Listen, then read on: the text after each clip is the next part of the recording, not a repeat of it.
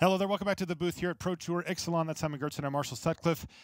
Yeah, it's time for round number 2. We've got Ben Stark versus Lee Shi Tian. So two big-time players ready to face off in the feature match area. Let's head on down.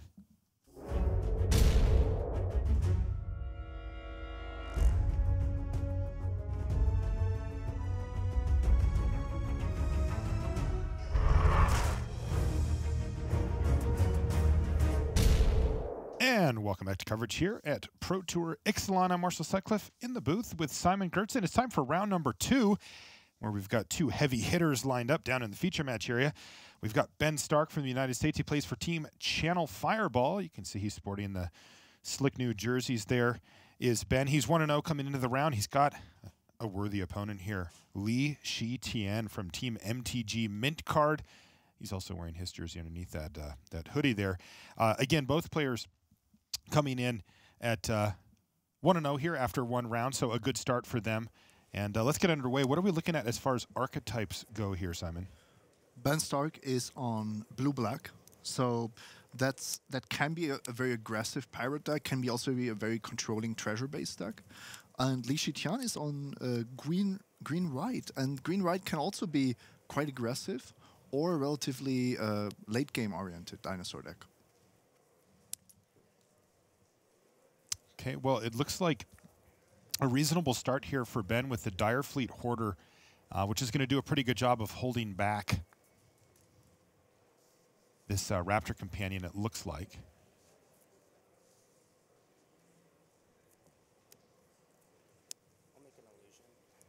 Ooh, look at this. Right off the bat here, turn 3 Planeswalker for Ben Stark. He's got Jace right on the battlefield, and he's going to make an illusion. That's Jace Cunning Castaway, of course.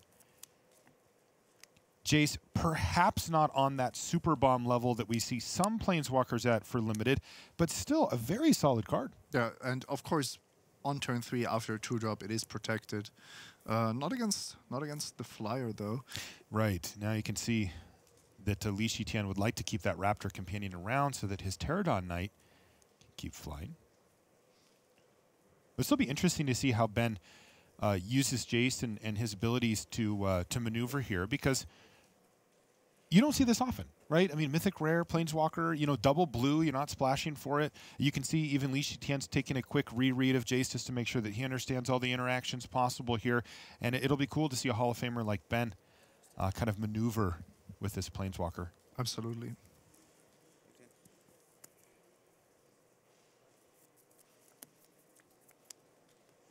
And this is kind of interesting. Ben Stark deciding not to plus Jace. Is that what I saw here, Simon? yes, and I'm quite confused because that's basically the only thing he can do with Jace anyway this turn. Right. Was he trying to disincentivize a... What was he trying to do? There's some reason for this, right? Yeah, he didn't want to incentivize a block. Right. And he most likely didn't want to loot because his hand was pretty good anyway. Interesting stuff. Now, he did know, of course, that Jace was going to die here to that Pterodon Knight, given that he didn't have anything to do. But normally, you know, you'll take that loot.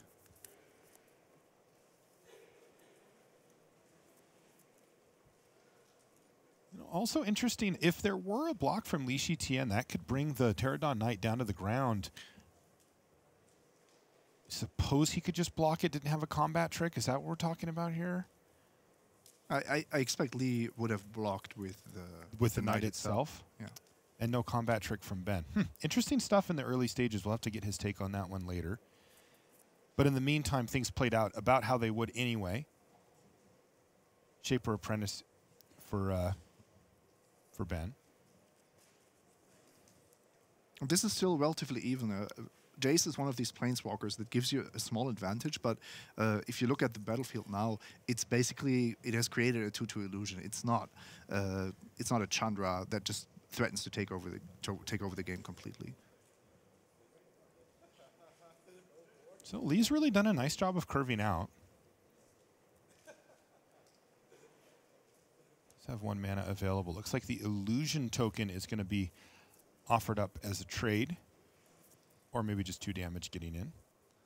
Ben has also so far used all of his mana for until turn 4. He's going to do that on turn 5 here as well. He's got Contract Killing to kill the Pterodon Knight and give Ben a couple of treasure, though it looks like he's not going to use that immediately. Draw step here for Lee Shi Tian. It's a pretty good one. He finds a Shining Aerosaur off the top of his library, and as you can see from his hand, he's got a decent number of lands, but he's well set up next turn to cast Verdant Sun's Avatar, which makes racing very difficult, and even on this board, you know, just the 5/5 body looks quite good too. Lee Shi Tian is holding a lot of lands, so he's hoping that he can use that as a mana sink in the late game. He's just what? He's just hoping to draw more dinosaurs, you mean, or? No, the Avatar in his hand. That's kind of, if that dies, he's probably flooding pretty badly. If it doesn't, he's happy to make 3/3 dinosaurs. Well, 4 dinosaurs. no, I think he's got Verdant Sun's Avatar. Oh, okay. Yeah. So he's going to gain 5, and then, you know, if he gets lucky and draws a bunch of spells, he'll be able to gain a ton of life. No, yeah, then he's actually at danger of flooding out here. Definitely. Like, this is a nice top end for him here, but he's going to need to find a lot of action off the top of his library to keep it going. The good news for him, though, is that, again, that Avatar does a pretty good job of just holding down the fort, and he does have clean attacks in the air as well with that Aerosaur. I really like the Pterodon Knight, and the power of these green-white creatures is something that you don't get in other colors so easily.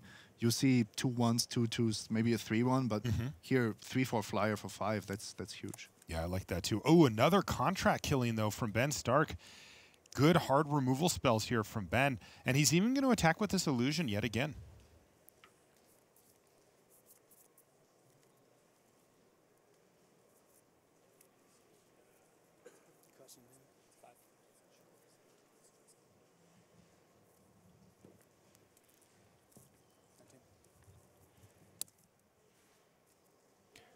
Lee Shi Tian hasn't found the right angle here to really pressure Ben. Ben is happy taking 3 damage here a turn. I think he's pulling further and further ahead. Yeah, he still has that Queen's Agent available as well if he'd like to get that thing going. He did just get a loot off of that Shipwreck Looter because of attacking with that illusion token, and he got to loot away, you know, what is likely a useless island for him at this point. So, you know, he's kind of working the deck, and there's another copy of Pterodon Knight. So now Lee does have 6 power flyers in the air. Could be a thing. And once again, we see Ben being very mana efficient here. He's going to cast and equip in the same instance here, that Pirate's Cutlass, and he's going to put it on really his best creature at this point. And sort of ask the question of Lee Shi Tian, would you like to lose 2 of your creatures here? And, you know, it doesn't feel like Lee has much of a choice, does it? Like, he can't just keep taking hits from a 5-powered lifelinker. No, long term, that's not going to end up benefiting you. It's also, this is the one opportunity where Ben is tapped out. You don't want, to run into a Vanquish. No, but he does have 1 treasure hiding there. You know, Skullduggery comes to mind, doesn't it? It is a super potent card. Yeah. I wonder if that's what Lee's thinking about as you see a little head shake from him there. If your ground creatures are relatively similar in power level, you can just block with extra ones, as long as, of course, you don't lose too many of them. Yeah, but that's actually the tough part about having 2 copies here, is he's looking at blocking with 2 Raptor Companions, and I think he would be okay with losing a Raptor Companion plus another creature, or 2 of them even, if he had to. But, like, he knows that if there's a Skullduggery for that treasure, that it's just a complete blowout in the wrong direction for him. So he's not going to do that. Instead, he's going to block with the Paladin plus Friend. I got a 19, right? 14 and 5? I'm on 20. Oh, you gained 1. Yeah. Sorry. They're just getting their life totals sorted out. But Ben just lets that trade happen. There's no Skullduggery there for Stark. We can take a look at his hand and see he's got a Sailor of Means, a Siren's Ruse, which he can now cast, by the way, and a Siren Lookout as well that he can cast next turn. Another high-level play, playing the land after combat. He knew already that he wasn't going to cast his instant, so he didn't give that information to his opponent. Very smart. Subtle stuff, but smart. you know, Lee is less likely to think that Ben could have a hand like a card like Siren's Ruse, for example. By the way, look at this. Ben Stark getting aggressive now. He's taking 6 in the air, and he's had about enough of it. Another thing that's curious here is, you know, Ben didn't bother to equip that that Pirate's Cutlass, and if I'm sitting in a Lee Shi Tian seat, I'm thinking, what does he have that costs that much mana? Yeah, he's very clearly representing that he will not have 2 extra mana this turn. Right. Now, that doesn't mean a ton, though, to Lee, right? Because it could just be a 6-drop or a 7-drop or something like that. All right. Do you want to keep Prosperous Pirates on top of your library at this point, Ben? Yes, he does. He also hit with the Siren Lookout, so he'll be happy about that, though. It's still not actually big enough to tussle with either of the flyers. They're Sailor of Means. And he's actually going to cash in the 2 treasures to go ahead and equip, because that does give him a blocker, and a nice one at that. And he had to grow it, because 2/3 was just barely too small. But now, as a 4/4, it's actually keeping both flyers at bay. Right. Actually, all of Lee Shi Tian's creatures. Yeah, Lee doesn't have a lot going on. Just or just 2 cards in hand, I think. And you know, the pressure's really on him to find a way to get that Siren Lookout out of the way. And boom, Lee Shi Tian passes the turn back, and Ben can breathe a sigh of relief here, because he has now stabilized the board. Though, does he actually have attacks here? With Pirate's Cutlass, I'm sure he has attacks. Maybe it's just a single creature, but that's still fine. With Lee Shi Tian on 12, you're setting up for a 3-turn clock, even if it's just a single creature attacking. And this is something that you will see Ben do very often. He just clarified with the judge that equipping his illusion will not actually kill it. Yeah, these illusions are a little different than the ones that have been printed before. They have to be targeted by a spell to be sacrificed. Oftentimes it's an ability or a spell, and that's just not the case. Jace has apparently been working on his illusions and has got a better version out this time. And you heard Ben say it. He said, look, I'm just checking so that I don't do something really stupid on camera. And, you know, this is, you know, something that you see the true pros of the game do over and over again, which is they make sure first. They just make sure first. It's just such low downside to just, you know, not just have like a small misunderstanding, and then they go, well, you just sacrificed your creature, and then you go, well, I didn't think it worked that way. You know, just ask. It's easier.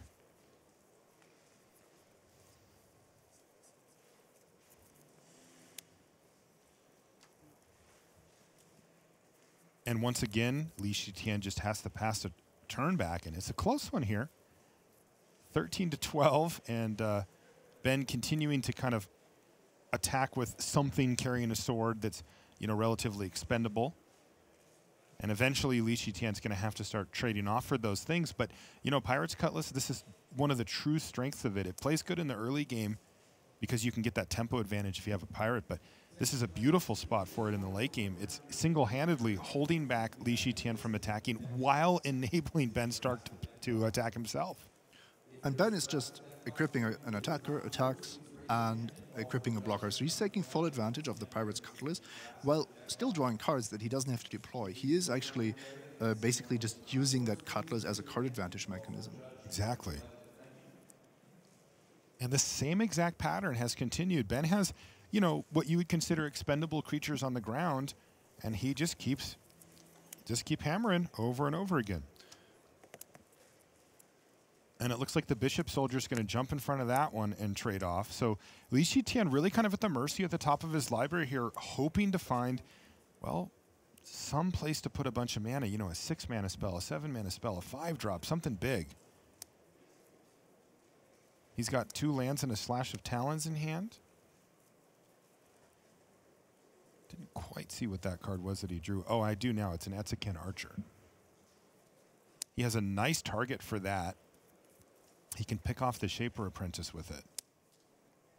That's a very nice draw here, because that Shaper Apprentice was also threatening to become a 4/2. So very nice. Now if Ben wants to keep attacking, he's actually going to have to do it with the Siren Lookout, which is, you know, not a profitable attack for him as he's attacking for 4, but would be taking 6 back. Also potentially offering a trade. It's just no bueno.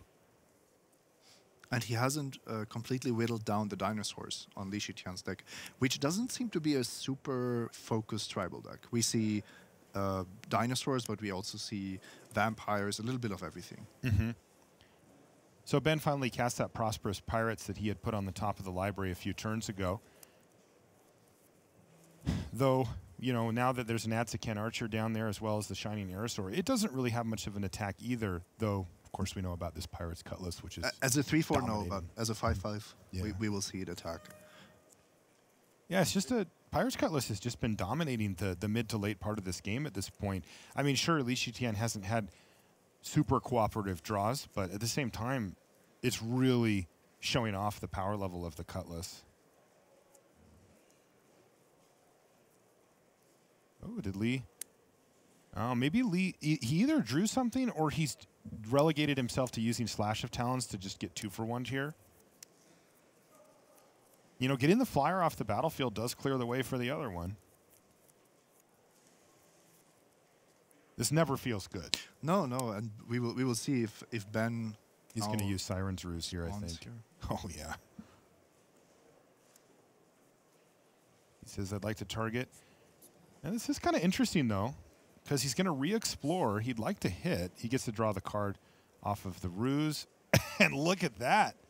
Not only did he hit, but he hit another one. And that's a beautiful hit for Ben Stark because that enables that one to start attacking. And once again, it's Pirate Cutlass's world. We just live in it, Simon. Card has crushed this game. Now Lee doesn't even have 5 power on defense. No. He has to actually just take the 5 here. Ouch. There's another lookout. This time it's just going to find a swamp, but of course, you know, that's a card that Ben won't have to draw next turn and has a higher chance to find a spell now. It does mean that this Siren Lookout is only a 3/3, which is much worse on this board. Yeah, it still threatens to trade for the Pterodon Knight, but if Lee wants to keep attacking, he can do so, and Ben doesn't have nearly the good blocks that he did before, so this could be a glimmer of hope here for Lee Shi Tian. And Lee apparently just realized that he's not winning the long game against the Cutlass, and the way his draws are shaping up. Now he's trying to make something work but by going on offense, and that might just be playing for a single top deck, which could be the difference maker. All right, it was Crash the Ramparts there, just off screen, that Lee Shi Tian played to win that combat, get in extra damage, and keep his board state intact. He even has a follow-up play, although it looks like it's going to get countered here. The Steadfast Armasaur would have done a reasonable job on the ground, but Lookout's Dispersal said no, sir. This was a nice turn for Lee Shi Tian to claw back into the game, though, because life totals are super important here. If you can at least have your opponent on a life total that you're threatening with your creatures, then they do have to respect that, and they cannot just attack with everything every turn. Yeah, Lee's considering a chump block here to keep his life total as high as possible. You know, you could see a scenario where he could find another Crash the Ramparts, he could find a removal spell, perhaps something like a Pious Interdiction, get in for 6, knock Ben down to 1, and still have the ability to survive on the ground. Ooh, this is going to make things difficult for him, though. Ripjaw Raptor from Ben Stark is the follow-up play. He's splashing that in his blue-black deck. And 9 islands, 8 swamps. That's the mana base. So treasure only for Ripjaw Raptor. But, you know, Ben, he's playing cards like Sailor of Means, you know, which aren't super high-impact cards, but give him the ability to play these cards. Contract Killing on its own makes it able to cast it. Even if it's on turn 6, I mean, this card is absurdly powerful for 4-drop. And we did see 2 Contract Killing already from Ben, so that takes care of it right there. It also shows you, and I think this game is a good example of this, Ben can go aggressive with the Cutlass and the Pirates and Raid, but he doesn't have to. He can play a long game against any deck in this format almost. Yeah, you know, I would have thought that Lee would have been favored. Now, like you mentioned, his draw hasn't been particularly cooperative, but, you know, I've been impressed by the deck that Ben has here, its ability to hang in there. Again, mainly based on the Cutlass. By the way, Prosperous Pirate's another double treasure card to get that Ripjaw Raptor. So he has plenty. And also Ben has played this super patiently, never giving Lee good opportunities for his spells or blocks or attacks. And he got rather low on life, so he did have to be a bit careful. But all this line of just equip, attack, equip every single turn, that's limited magic at its finest. And Ben Stark breathes limited magic, so that was not something that took him a lot of effort.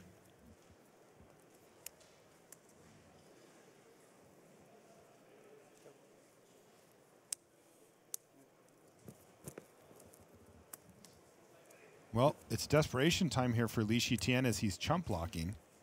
Yeah, and activating Elaborate Fire Cannon. Yeah, he's trying to find any way that he can to get that flyer out of the way, attack with his Shining Aerosaur, get Ben down to 2, and then fire cannon him out. Oh, what about Crash the Ramparts? Is that enough?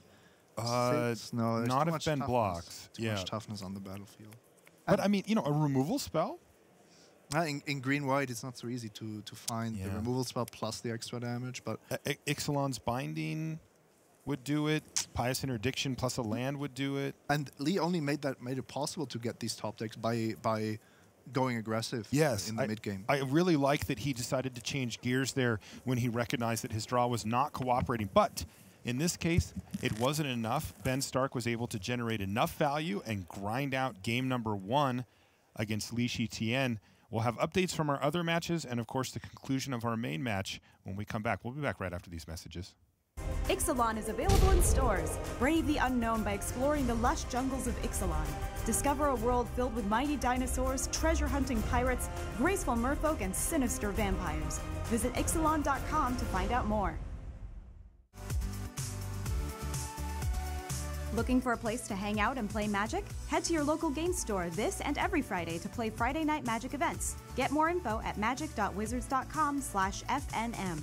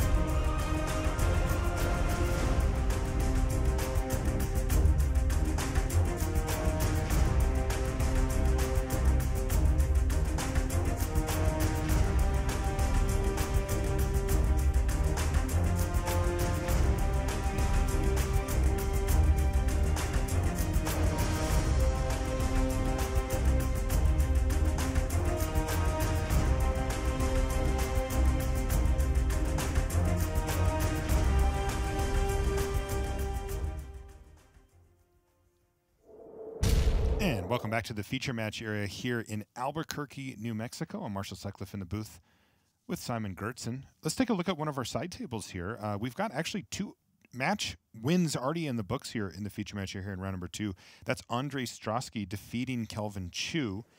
Reed Duke also beat Emmanuel Gershenson, and they're out. They're done. So that's a 2-0 for Reed and Strosky, and 1-1 for the other pair. But that does leave us Jo Larsen versus Yvonne Flock. As we come in, we're in game number 2 here, Simon, with Yvonne up a game. And what are we seeing here? It looks like vampires-ish on the side of Joel Larsen. Yeah, and then blue-green deck, splashing for Marauding Looter. And the life total is very, very close, but also dangerous life totals for both players. You have to be careful when you are in single digits. So Joel is really incentivized to keep attacking, even if it is only for the 1 damage, because he has Raider's Wake on the battlefield here, Simon. And it looks like a lot of cards still in hand for Flock. And that's also something that Flock has to be aware of. If that's just something that he cannot stop, he will lose to it. And you have to race in such a situation, which means you are taking more damage earlier than you want, but it might be your only way to victory.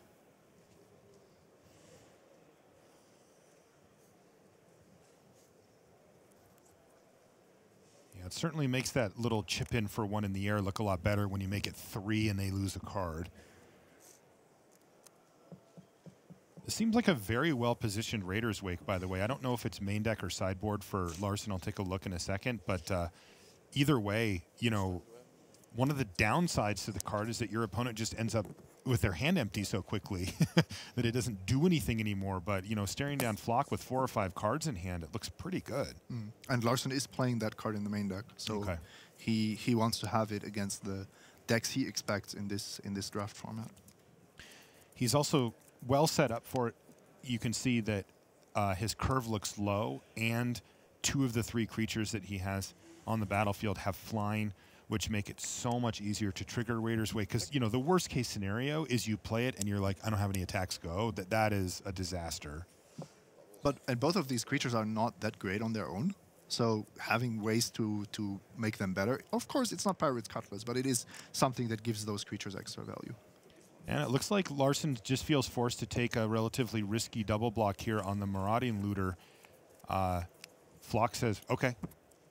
I wouldn't say it feels forced, because he also has 5 mana open. So if you're even Flock, do you really play a combat trick? It is a really, really tight race here, this game. Well, that's a good point. It would have been very risky for Flock to put any type of combat trick on the stack there. And no place by Larsen. That's 5 mana down the drain. The good news for Larsen is that in 2 turns he does kill Flock, because Flock just cannot get his hand empty. He cast a Stormfleet Spy post-combat and drew a card, which is normally exactly what you want, but he's actually looking for an answer. Should have played it pre-combat. You know, I think he's discarded anyway, Simon, so might as well have a better choice, right? Now, if he can find an answer, though, for the flyer, he might be able to get his way out of this, but he needs to do it effectively immediately. The thing is, as long as he doesn't race draw, then he will lose to the raid triggers, even if it's just a ground creature attacking, right? Yeah, even if the creature dies. Yeah. So in blue-green, he did draw a mountain, so maybe there might be something spicy there. But in blue-green, keeping a creature from attacking is actually difficult. Ambushing it is another topic altogether. He is going to pass a turn back. I did see that Ivan had discarded a red card earlier to the Raider's Wake, though I didn't see which one it was specifically. You know, likely suspects or something like an Unfriendly Fire. His deck has Lightning Strike and a Fiery Cannonade. I think it might have been a Fiery Cannonade then. Ooh, Mauvrin Fane here for Joel. He's really well set up to take advantage of these cheap flying attackers, but the truth is, oh, wow. This is about as close as it gets here. Flock played a Windstrider and blocked. Then Joel said, okay, well, I'm going to 2-for-1 myself here because my life total's so low. I'm going to use Slash of Talons. But like you said, Flock falls down to 1 here. Ooh. River's Rebuke for Yvonne Flock. And that wins him the match. Wow. Joel Larsen was set up to win next turn by attacking with any creature. And pulling that off when you have to discard every turn, pulling off a 6-mana sorcery and lethal is actually quite the feat. Beautifully navigated for Yvonne Flock. He really just stole that one right back. It was close the whole way, but return everything and hit you for lethal. Beautifully done for Yvonne Flock, and that earns him the match. And brings us back to our main match where we're entering into game number 2. Ben Stark versus Lee Shi Tian. Ben winning game 1. A prolonged game 1, it must be said, off of, primarily Pirates, Cutlass, and a good late game. Let's see if Lee Shi Tian, though, can get off to a quicker start this time. That's not going to help him. I mean, at least he has a body, but, he hit a land. But that's the planes that he was missing. Can't be too unhappy about that. It just looks like Ben is taking things to the air immediately. So this 2/2 ground creature doesn't do much. I saw an Ixalan's Binding in hand for Lee Shi Tian. He also finds off the top of his library a Pterodon Knight, though, as we note here, currently no flying to Shauna's Wayfinder. Certainly no dinosaur. No, but Lee Shi Tian has a lot of them in his deck, so might see that next turn. And then it's up to Ben if he can deal with, maybe with the, this is always interesting, do you deal with the dinosaur or do you deal with the actual flyer? Because you're expecting more dinosaurs. This is a suspect pass of the turn here for Ben Stark. One card that, if I was Lee Shi Tian, I'd be thinking about is Lookout's Dispersal. He saw that in the first game. But what Ben actually has in his hand is a Dreamcaller Siren. So he can, block down some, or tap down some blockers. And like you said, continues to add to his air assault and really trying to take to the skies against Lee. Yeah, the downside of flyers is that they are usually smaller than ground creatures, but we can see that Ben's 3-drop is actually bigger than Lee's. Lee was going to go to attacks. Ben said, I have an effect I'd like to do before you do so. I'm going to play Dreamcaller Siren. I do control a pirate, so I get to tap down your creatures. That's an amazing curve. I really like Ben's deck. I think it got together very well. I agree. And we're going to see Ixalan's Binding from Lee Shi Tian take out that Dreamcaller Siren, but still leave Stark with 3 power of flying in the air. And he's going to knock Lee Shi Tian down to 12. And what's his follow-up? It's a Sailor of Means, not particularly impressive here, but it will do a good job of holding down the ground, especially if Lee can't add a dinosaur.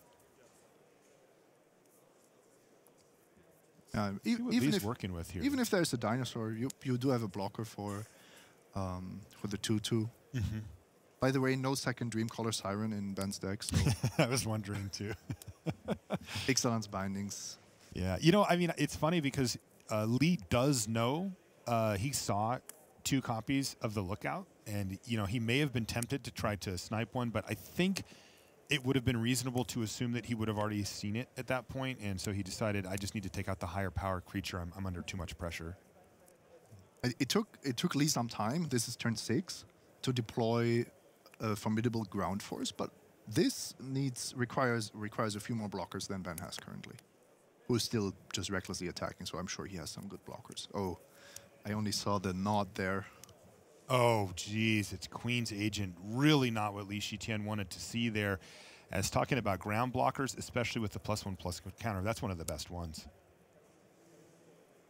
Okay, well, we're going to see Verdenson's Avatar here from Lee Shi Tian. That's going to gain him 5 and potentially produce a steady stream of life gain that can really offset this air attacks from Ben Stark if he doesn't have an answer for the Avatar. Yeah, and this is also a dinosaur, so he got a flyer, at least for one turn, and I think it's correct to attack there because you have to try to win this race, similar to game 1. If you don't go aggressive here, you really don't have much of a chance.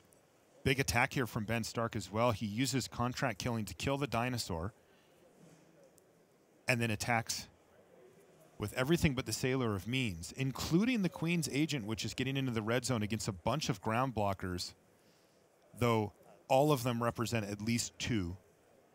Oh, and there's dive down from Ben Stark as well to save his Queen's Agent, gain him 4, kill 2 of the creatures on the ground, and he still chips in for 3 in the air. What a turn for Stark.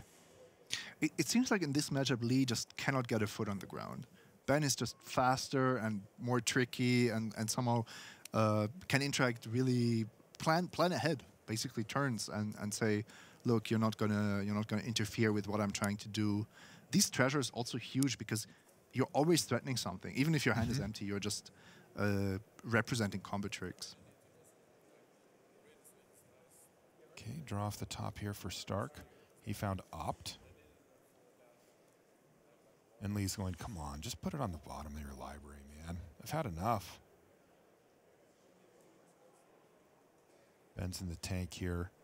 Like you said, this deck really, and he drew it, really allowing Ben Stark to plan strategically. And I'll tell you, if you're sitting across from him, that is not what you want to let Ben Stark do, because you know, he's proven to be one of the best in the game at it. Ben Stark is a proponent of what he calls drafting the hard way, which means no easy drafts, basically. You don't just get to pick your first pick and then just draft that color, because that's only correct if that color is open and it's the right thing to do. And I think Ixalan, because it's such a tough draft format, with the train wreck potential being higher than in other formats, that should be something where Ben Stark just excels at. He's going to attack with the Queen's Agent here. Thanks to that relatively innocuous-looking draw off the top last turn from Lee Shi Tian, he found a Raptor Companion, which is fine, but it's actually serving good duty here, getting 2 Pterodon Knights up in the air. It means that those flyers from Ben aren't attacking, so Ben's just going to go ahead and attack and trade off for one of them, gaining him even more life. What is this follow-up here?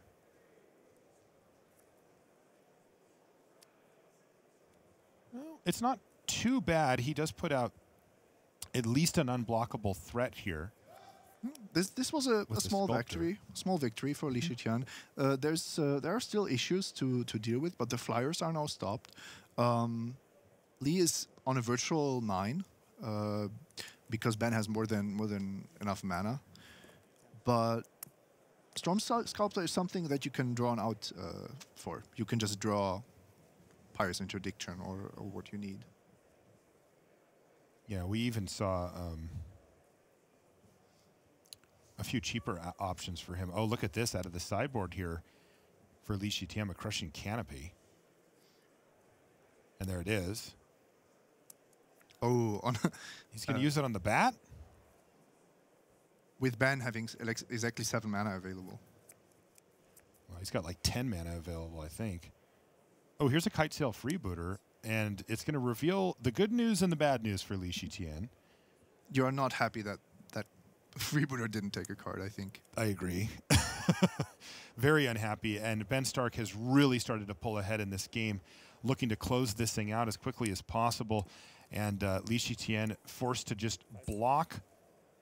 No, Ben has smelled blood here. You see this hand, you see this board. And that does it. Ben Stark improves to 2-0 here in our opening booster draft, doing what he does best, win limited matches here at the Pro Tour. And he's got one more if he's going to 3-0. But, you know, I got to say, Lee Shi Tian's deck looked just fine. And, you know, I wouldn't be shocked at all to see him pull a 2-1 out with that deck. There wasn't really any major weaknesses to the deck. This did feel like a little bit of a bad matchup for Lee.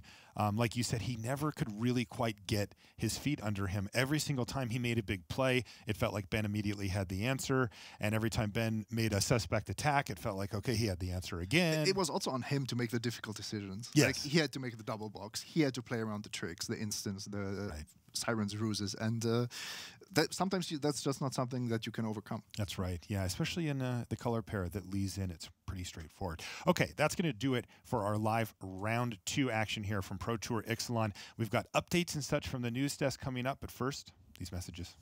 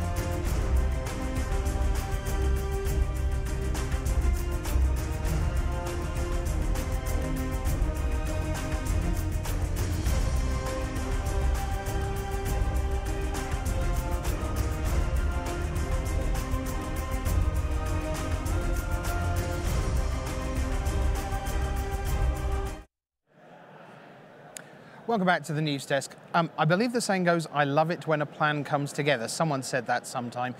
Yuki Matsumoto, who we looked at the stats and we thought, okay, that's an amazing draft record at Grand Prix and Pro Tour level combined. But that doesn't always mean they're necessarily the best drafter in the world. It means they've had a good set of runs at Grand Prix level for the most part and held their own at the high level at the Pro Tour. But we thought we'll talk about him in the preview, which we did. We thought we'll put him on camera in the first draft of the morning, which we did. Well, it took him 10 minutes to win round 1 2-0 over Zachary West and RPTQ in his first Pro Tour. Rather stiffer opposition in round number 2. That's Ken Yukihiro with his 3 Pro Tour top 8s, one of the Japanese greats. And that probably explains why it took Yuki Matsumoto 15 minutes to win 2-0. So Yuki Matsumoto on that fantastic first pod will play for the 3-0 next round. Well, he's a long way off from being a world champion, but 15 years ago, that was true of our next guest. Down on the floor, here's Brian David Marshall with Carlos Romão. Thanks, Rich. I'm here with 2-time Pro Tour top 8 competitor, world champion, Carlos Romão. Carlos, talk to me about Team Harayuya Latin. Who's on this team with you, and how do you like your chances in this Pro Tour team series? Hey, how are you, Brian? So let's go. The team, it's pretty much the same team we competed last year.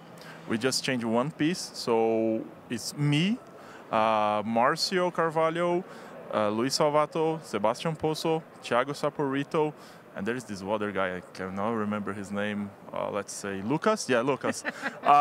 So we changed, like Willie was at the team last year, but he couldn't make it, so we're going to play with Lucas, and everybody knows Lucas. Lucas is the Pro Tour Dublin champion.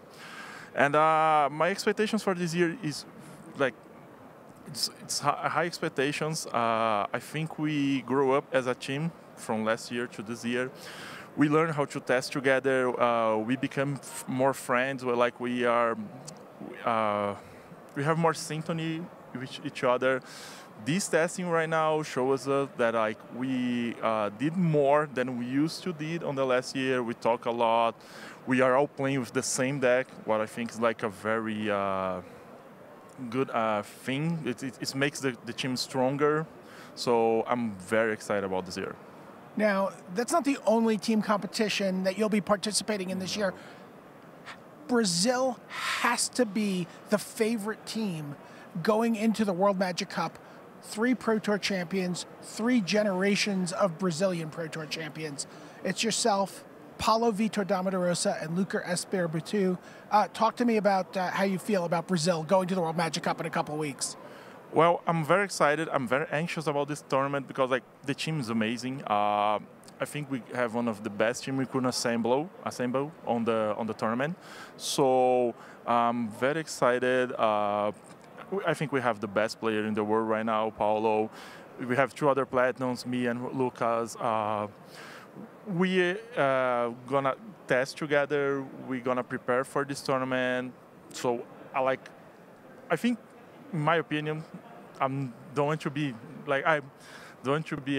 cocky or something, but it's the best team in the tournament. I saw the other ones, but I think we have the best team. Like Japan and USA has also strong teams. I can't remember any other, but I think we are the best one. All right, now Grand Prix Lyon the weekend beforehand, will you be playing with that same team at Grand Prix Lyon? No. Lucas cannot make it. Lucas is a very successful. I forgot the name, lawyer. So he's busy, he cannot go. And me and Paulo, we are looking for the 3rd one. We don't know yet who is. It could be you. It could be you, yeah. we could make it a show. Wizards could make a show. Paulo and Carlos looking for the 3rd one. But yeah, we don't know yet. We are trying to find some guys. We have some good names on the list. And I'm pretty sure we're going to find the 3rd one. All right, well, good luck in this tournament, and then good luck in a couple weeks at the World Magic Cup, Carlos Romão. Thank you. Thanks very much to Carlos Romão. Yeah, it seems like a really interesting team, and certainly a team we're going to keep an eye on through the team series. You'd think they have a real shot of being in the mix as the season progresses. Well, we're going to take you from 2002 next to 2013.